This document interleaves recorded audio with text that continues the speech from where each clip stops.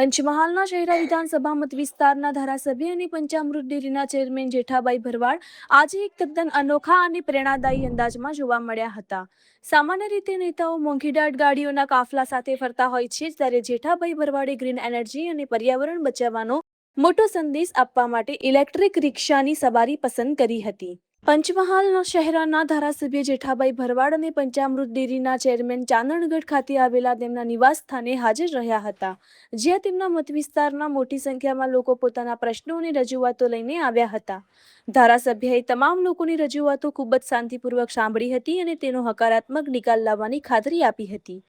ત્યારબાદ તેઓ પોતાના આગામી કાર્યક્રમ માટે નીકળ્યા હતા, પરંતુ આ વખતે કોઈ વીઆઈપી કારના બદલે તેઓ પોતે ઇલેક્ટ્રિક રિક્ષામાં સવાર થયા હતા.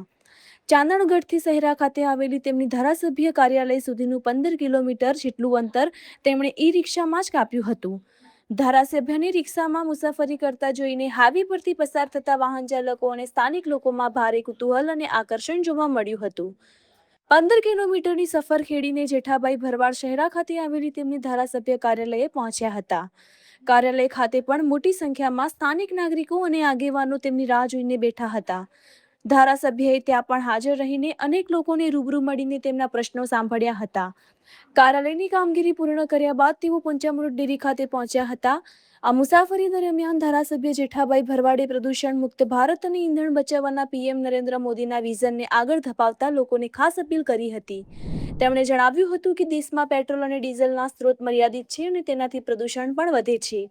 તેથી તમામ નાગરિકોને મારી નમ્ર અપીલ છે કે કામ વગર વાહનોનો ઉપયોગ ન કરવો જોઈએ. પેટ્રોલ ડીઝલની બચત એ દેશની બચત છે. ભવિષ્ય ઇલેક્ટ્રિક વાહનોનું છે, જેથી વધુમાં વધુ લોકોએ ઇલેક્ટ્રિક વાહનો ખરીદવા તરફ વળવું જોઈએ. એક સિનિયર નેતા અને ધારાસભ્ય પોતે ઈ-રિક્ષામાં મુસાફરી કરીને સમાજ સામે ઉદાહરણ પૂરું પાડે તે બાબત હાલ સમગ્ર પંચમહાલ પંથકમાં ભારે ચર્ચાનો અને પ્રશંસાનો વિષય બની છે. રિપોર્ટર પ્રીતિશ દરજી, પંચમહાલ.